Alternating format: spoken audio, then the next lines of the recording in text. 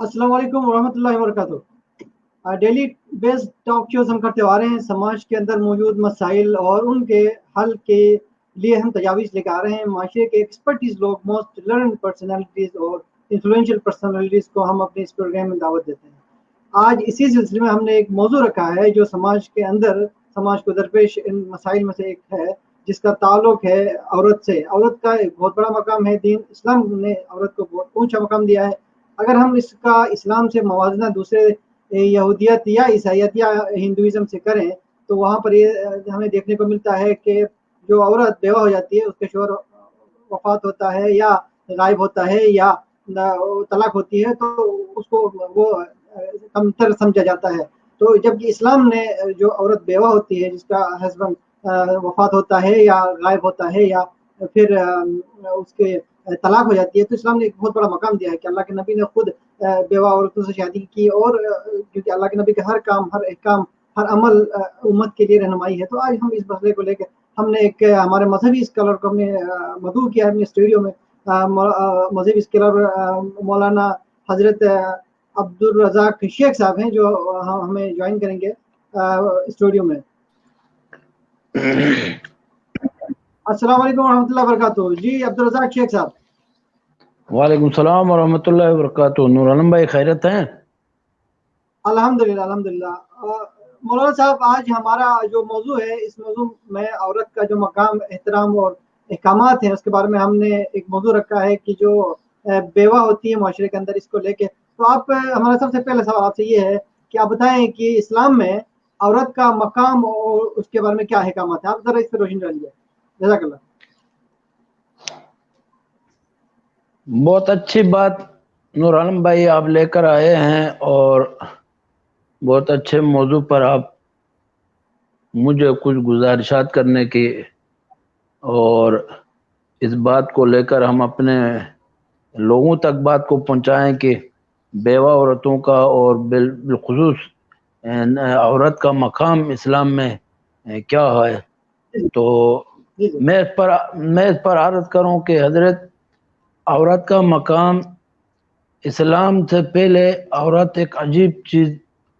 मानी जाती थी और अजीब नजर से देखा जाता था। औरत का कोई वैल्यू और मकाम ही नहीं था। इस्लाम से पहले औरत को घर में पैदा होना ही बोझ समझते थे। जाहिलत के दौर पर औरत को सिर्फ अपने बाजार के सुकेश में सजाकर बाजार में बेचने वाली चीजों की तरह उसको भेजा जाता था।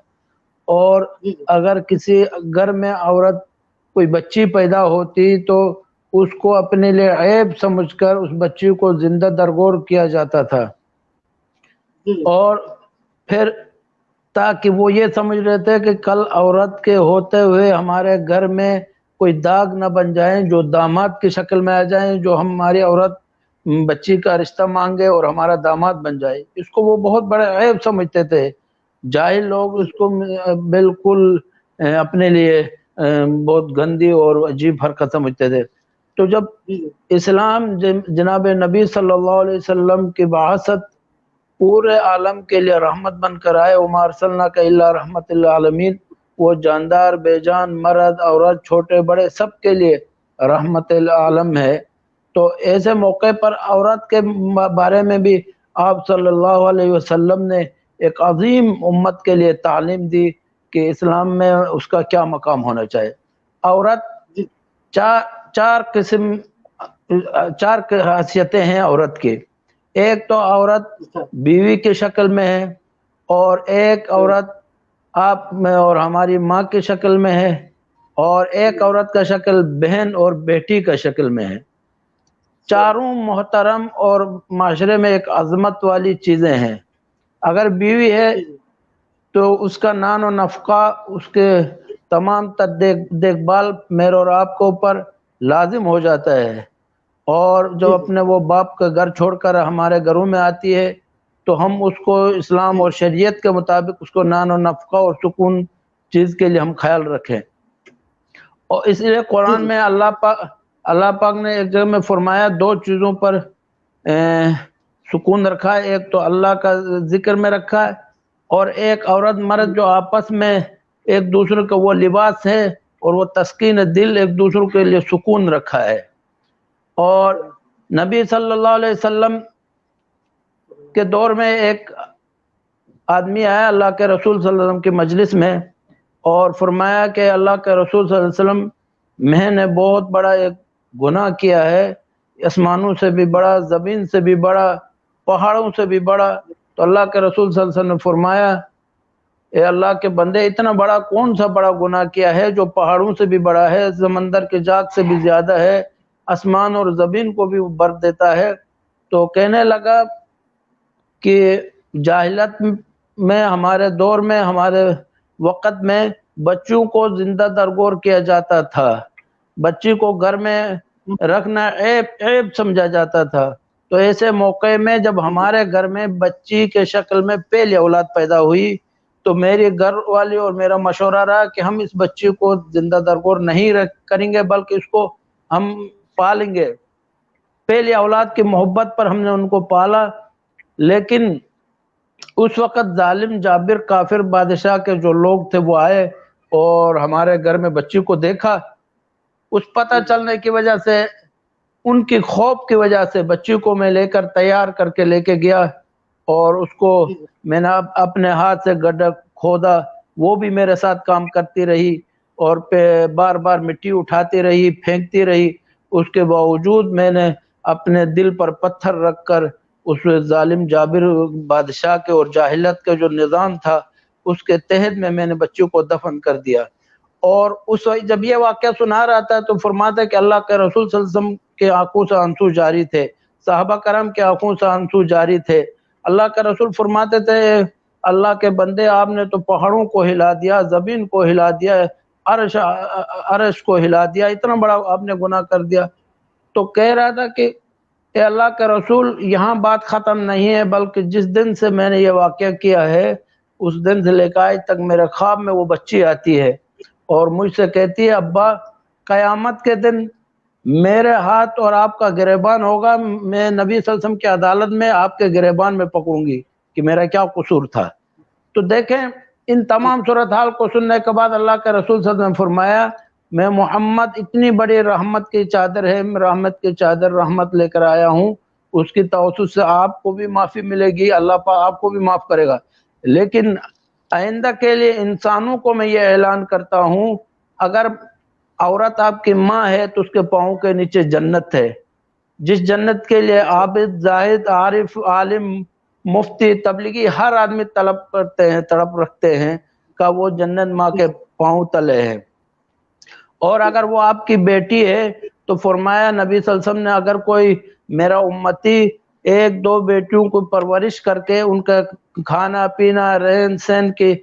پوری خیال رکھتے ہوئے ان کا نکاح صحیح جگہ میں کر کے بھیج دے گا تو کل قیامت کے دن میں محمد اس کی جنت کی گواہی دے دوں گا صلی اللہ علیہ وسلم۔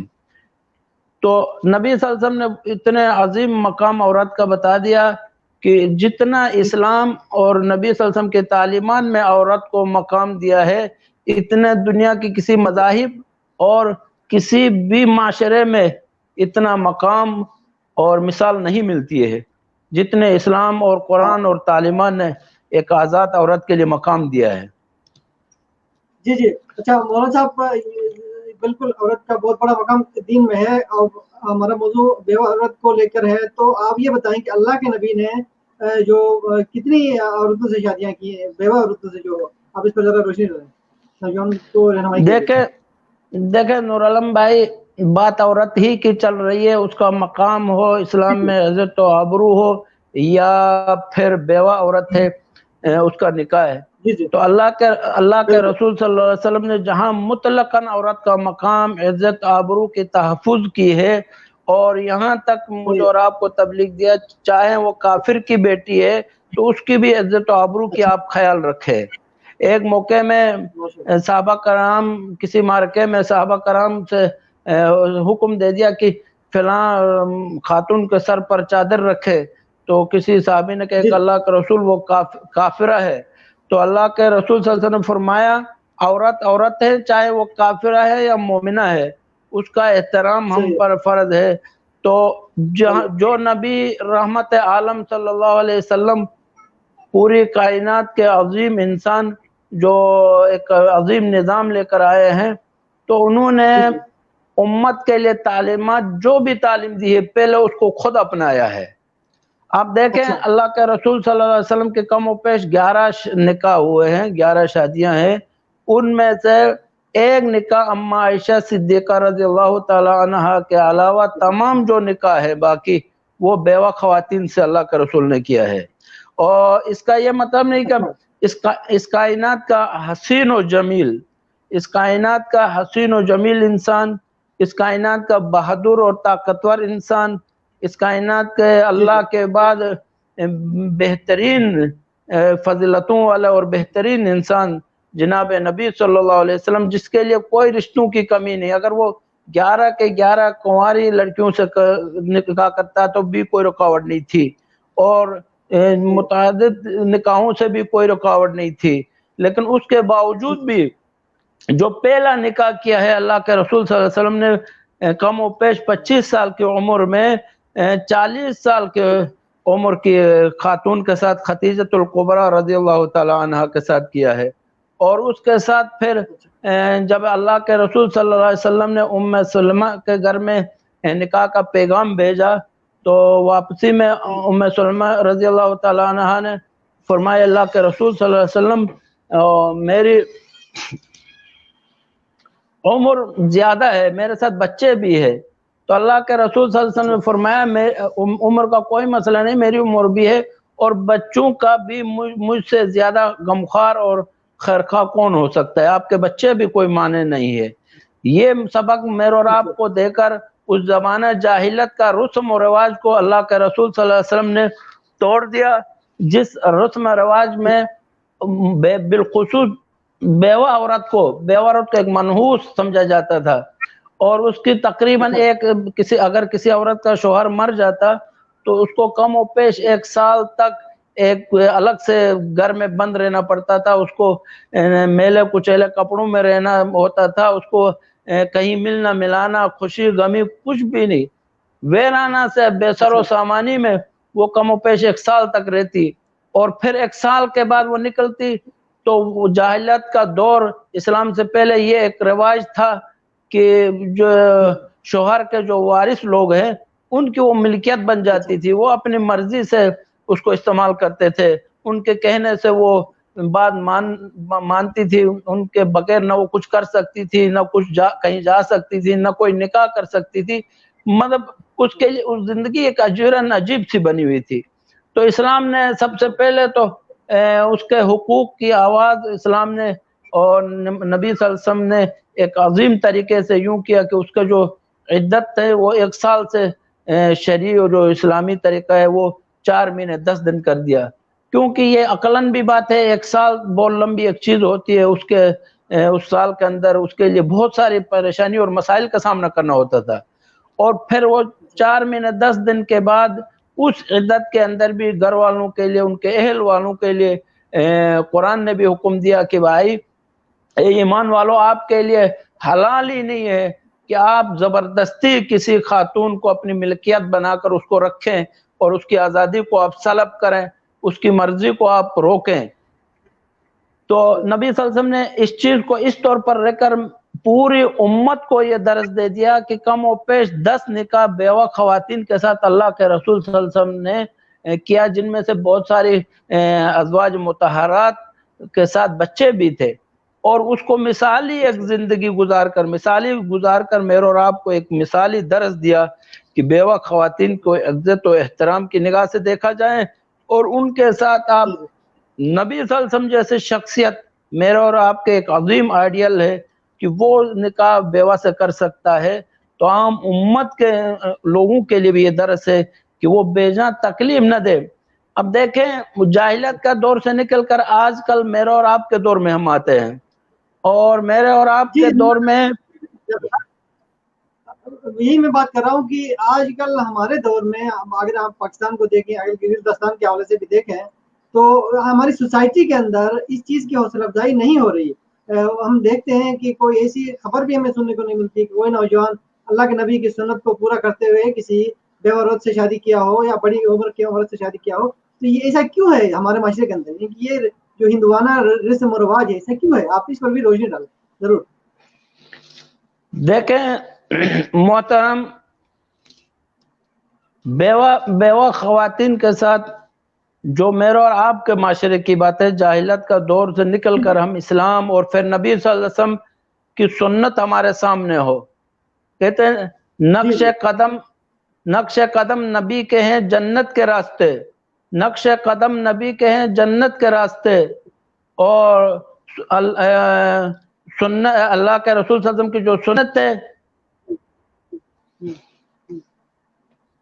ہم نبی صلی اللہ علیہ وسلم کے نقش قدم میں چلیں گے تو ہمیں جنت کے راستے مل جائیں گے،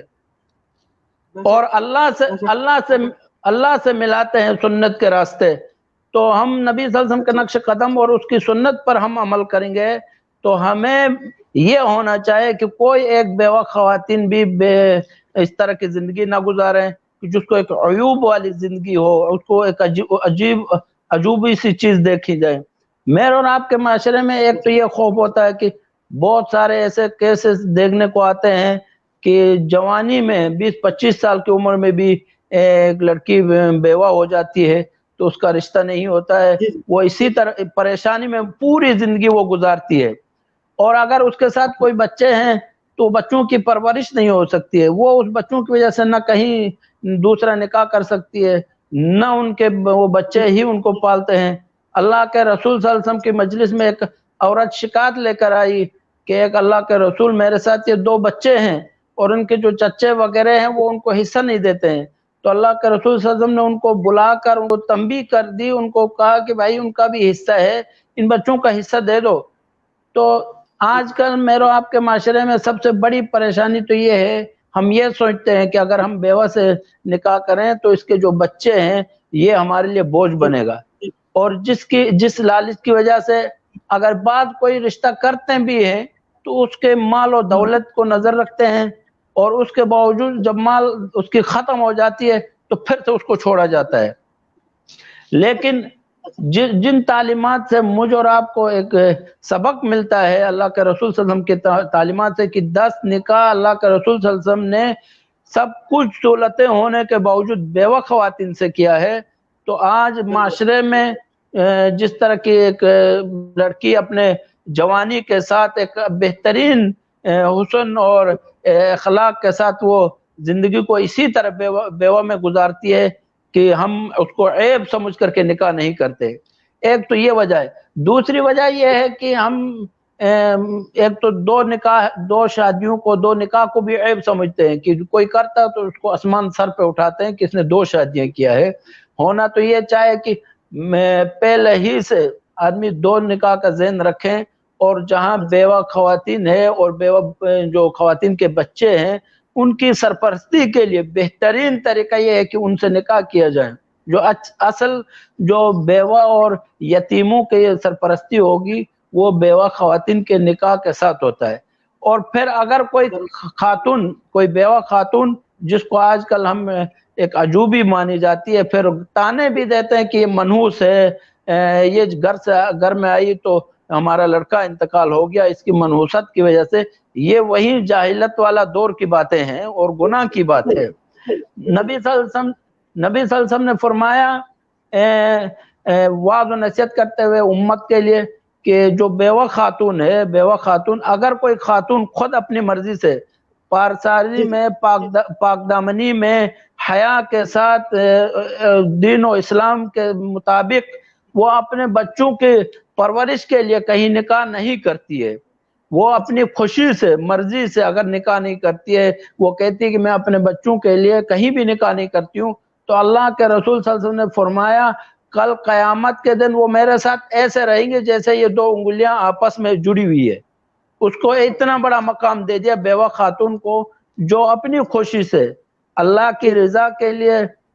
دین و اسلام کے مطابق پاک دامنی کے ساتھ اپنے بچوں کی تربیت کرتے کرتے اپنا وقت گزاریں، اپنی جوانی اس میں گوا دیں، اپنی ساری چاہتیں، خوشیاں، جو بھی دنیائی چیزیں ہیں وہ اپنے بچوں کے لیے نچھاور کر کے کل قیامت میں وہ میرے ساتھ ایسے رہے گی۔ تو آپ دیکھیں جس خاتون کے لیے بیوہ خاتون کے اللہ کا رسول اتنی فضیلت بیان کرتا ہے، اور ایک اور موقع میں اللہ کے رسول صلی اللہ علیہ وسلم نے فرمایا جب سب سے پہلے میں جنت کا دروازہ کھولوں گا تو اس وقت میرے پاس ایک خاتون بھی پہلے جانے کے لیے آئے گی. جب میں اس سے پوچھوں گا کون ہے تو وہ خاتون کہے گی یا رسول اللہ صلی اللہ علیہ وسلم میں بیوہ خاتون ہوں, میرے ساتھ بچے بھی تھے, میں نے ان کی پرورش کی اور ان کے لیے میں نے کہیں نکاح بھی نہیں کیا. تو وہ خاتون جنت میں جانے کے لیے آئے گی. تو دیکھیں محترم, جب ایسے موقع میں آئے تو سب سے پہلے میں یہی کہوں گا کہ ہمارے معاشرے سے اس چیز کو ختم کرنے کے لیے ایک آدمی اپنا آخری پیغام ہوتا جا رہا ہے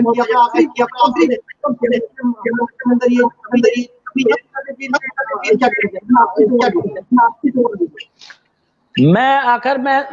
نور عالم بھائی اپنے سوال کے مطابق جو پیغام ہے جوانوں کے لیے, میں اپنے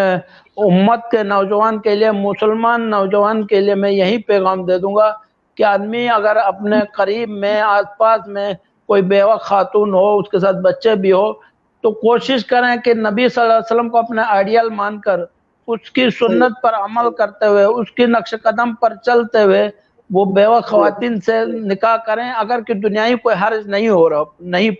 پا رہا ہے تو وہ نکاح کریں. اور اگر بالفرض ایک آدمی کے ہاں بیوہ ہے گھر میں ہے تو وہ خوش دلی کے ساتھ اس پر چھوڑا جائے, اس پر مشورہ, اس کو آزاد چھوڑا جائے, اس سے پوچھا جائے اگر آپ گھر میں یہیں کہیں کسی سے نکاح کرنا چاہتی ہو تو بھی ٹھیک ہے, نہیں ہے تو اس کو پھر آزادی سے کھلی رائے پر چھوڑا جائے تاکہ وہ اپنے آزادی کے ساتھ کسی جگہ میں بھی نکاح کریں. اور اس چیز کو عام کیا جائے, عام کر کے ایک ترغیب دیا جائے. اگر کسی کی بہن بیٹی ہے تو اپنی طرف سے کوشش کر کے مال خرچ کر کے دوڑ بھاگ کر کے اس کے لیے اسی طرح نکاح کریں اور جس طرح ایک کنواری لڑکی کا نکاح کیا جاتا ہے. اور اگر بالفرض کوئی لڑکی بیوہ ہو کر واپس گھر آتی ہے تو اس کی حوصلہ افزائی اسی طرح کریں جس طرح ایک کنواری لڑکے گھر میں بیٹھی ہو, اس طرح جس طرح نبی ہاں جی جزاک اللہ. آپ کی بڑی نوازش سے موضوع بہت اچھی بات سے لکھی بات تو